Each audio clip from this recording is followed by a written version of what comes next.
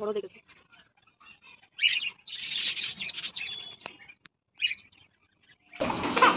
বন্ধ করে দে।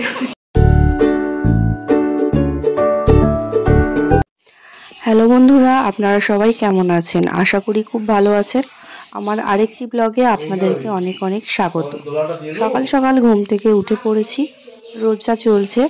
তো আমার হাজবেন্ড রোজা করছে যেহেতু, তো আজকে আমি রোজা করছি না, সেটা আগেই বলেছিলাম। আমার রোজা বন্ধ আছে, যেহেতু ছোট বেবি আছে, সেই কারণে রোজা করলে অনেক রকম সমস্যা হতে পারে। তো সকাল সকাল বাজারটাও আমার বর করে নিয়ে চলে এসছে, অল্প সামান্য কিছু বাজার। যেহেতু ও রোজা করছে, ওই জন্য আমার একার জন্য এবেলা অল্প কিছু রান্না করব।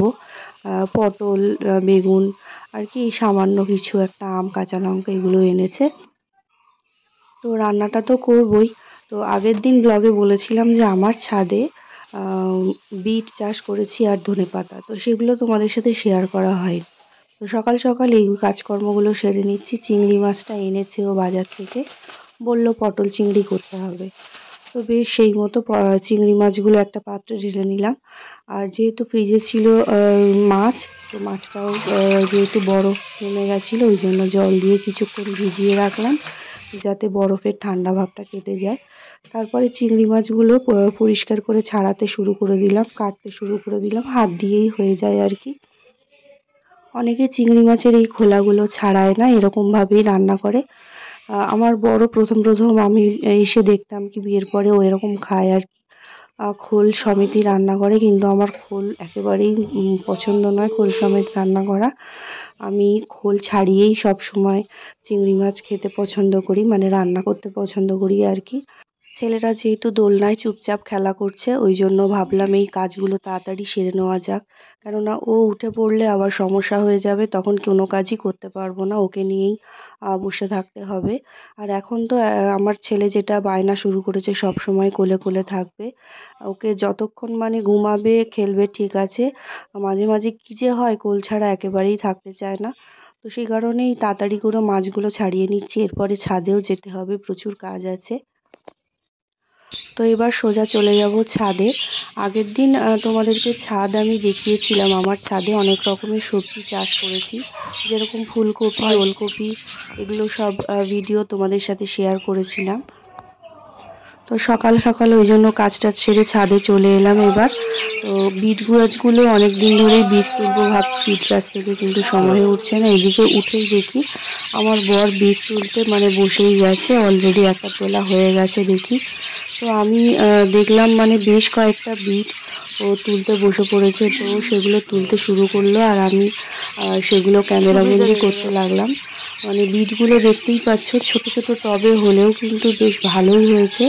আর এগুলো সব আমার হাজবেন্ডই করে থাকে, এই সমস্ত গাছের পরিচর্যা, দেখভাল সবইও করে থাকে। আমিও কিছু কিছু সময় ওর হেল্প করে দিই।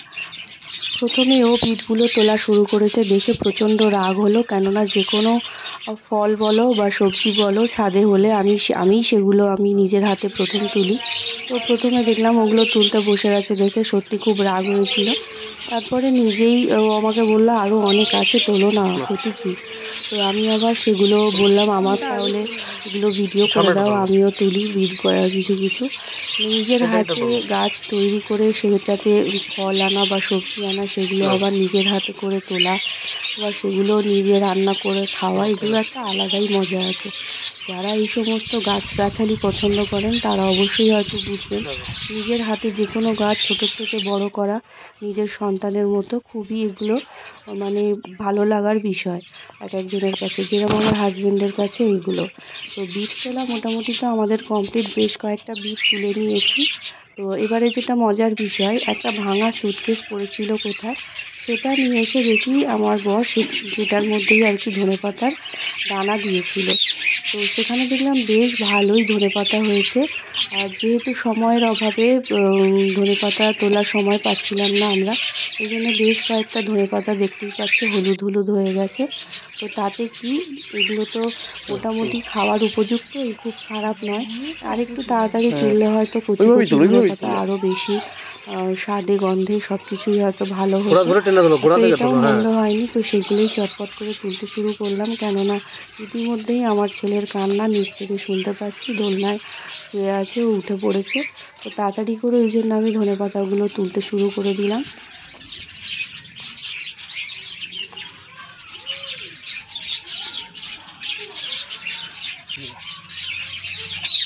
তো বেশ কিছু ধনেপাতা আমি তুলে নিয়েছি, বাকিটা অন্য সময় তুলবো। এখনো কিছু ধনেপাতা রাখা যাবে, নষ্ট হবে না, ওই জন্য প্রয়োজন মতো পরে আবার তুলবো। এখন অল্প কিছু তুলে নিয়েছি, রান্না করতে কাজে লেগে যাবে, আবার তোমাদের সাথে শেয়ারও করে ফেললাম ভিডিওটা, তো সেই জন্য আর কি তোলা।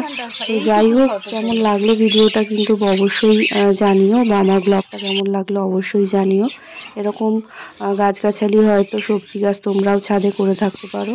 ও আর একটা জিনিস, বেগুনি রঙের ফুলকপি তোমরা কখনো দেখেছো কি জানি না, আমার ছাদে কিন্তু হয়েছে। এই দেখতেই পাচ্ছ 3-4টে হয়েছে। তো এর মধ্যে একটা ফুলকপি একটু পোকা মতো লেগে গেছে, তোলা হয়নি বলে যেহেতু। আর ফুল গাছ তো অনেকই আছে, সেটা তোমাদের সাথে আগেই বলেছিলাম যে আমার ছাদে ফুল গাছও আছে। তো কিছু কিছু ফুল গাছ দেখতেই পাচ্ছ এখনো সুন্দর হয়ে ফুটছে। আর সব থেকে দুঃখের বিষয় যে গরম পড়ছে, গরমে পড়ে গেলে এবারে ফুল গাছের সিজন শেষ, অনেক ফুল নষ্ট হয়ে যাবে, অনেক গাছ শেষ হয়ে যাবে, আমার ছাদ খালি হয়ে যাবে। তো যাই হোক, আমার ছেলে উঠে পড়েছে, কাঁদতে শুরু করে দিয়েছে। তো আমার জায়ের মেয়ের কাছে ওকে দিলাম, ওর যেহেতু স্কুল ছুটি বাড়িতেই আছে, আর আমার ছেলেকে খুব ভালোবাসে, ওই জন্য ও এসেই ওকে কোলে নিল। তো ওর কাছে দিয়ে এবার আমি চটপট রান্নাটা করে নেবো। তার আগে আদা রসুন দেখছি নেই, তো সেই আদা রসুনটাও তৈরি করতে শুরু করে দিলাম তাড়াতাড়ি, একটু পরে রান্না করব। তো চলো, আমি তো রান্না করতে হবে আমাকে, তোমরা রান্না করে ফেলেছো ইতিমধ্যে, তো আমি রান্নাটা বসিয়ে ফেলি। তো দেখা হচ্ছে আবার পরের ব্লগে। সবাই ভালো থেকো, সবাইকে ভালো রেখো।